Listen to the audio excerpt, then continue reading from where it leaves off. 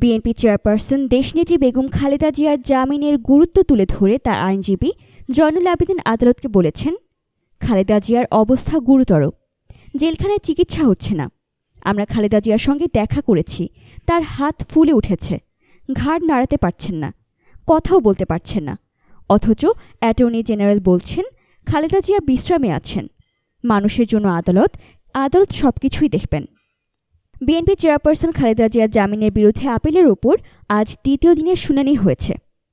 শুনানিতে খালেদা জিয়ার জামিনের সপক্ষে বক্তব্য দিতে গিয়ে তার আইনজীবী জয়নুল আবেদিন আদালতের কাছে এসব কথা বলেন। তিনি বলেন, খালেদা জিয়ার বয়স এখন ৭৩ বছর। আদালতের চোখ আছে, মন আছে, বিবেক আছে, পাবলিক পারসেপশন আছে।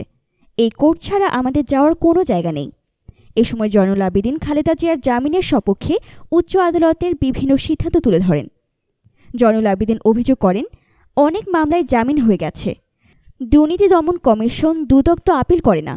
এ সময় তিনি সরকার দলীয় দুজন গুরুত্বপূর্ণ নেতার মামলায় জামিন ও খালাসের বিরুদ্ধে দুদকের আপিল না করার বিষয়টি আদালতের কাছে তুলে ধরেন।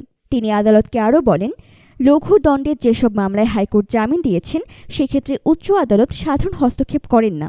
এছাড়া খালেদা জিয়ার অপর আইনজীবী খন্দকার মাহবুব হোসেন তার শুনানির শুরুতে জিয়া অরফানেজ ট্রাস্ট দুর্নীতি মামলার প্রেক্ষাপট তুলে ধরেন। তিনি আদালতের কাছে দাবি করেন, 111 সরকারের সময় এই মামলা করা হয়েছিল।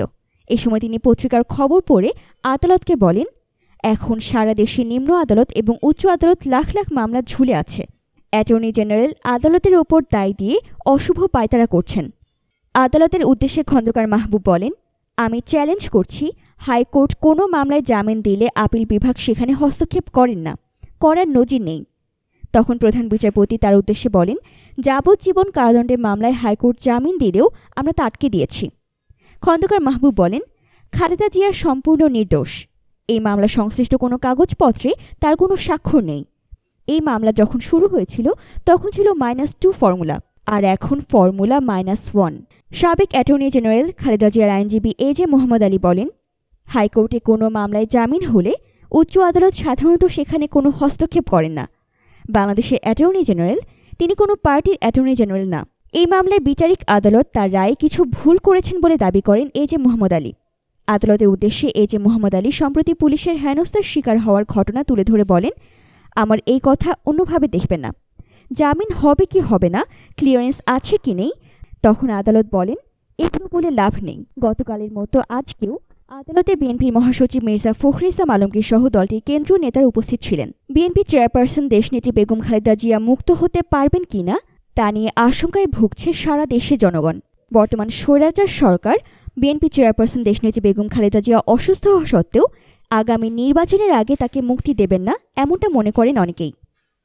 এতক্ষণ আমাদের সাথে থাকার জন্য ধন্যবাদ। ভিডিওটি ভালো লাগলে লাইক করুন এবং দেশ বিদেশের নানা খবরের আপডেট পেতে ফ্রিকি নিউজ চ্যানেলটি সাবস্ক্রাইব করে আমাদের সঙ্গেই থাকুন।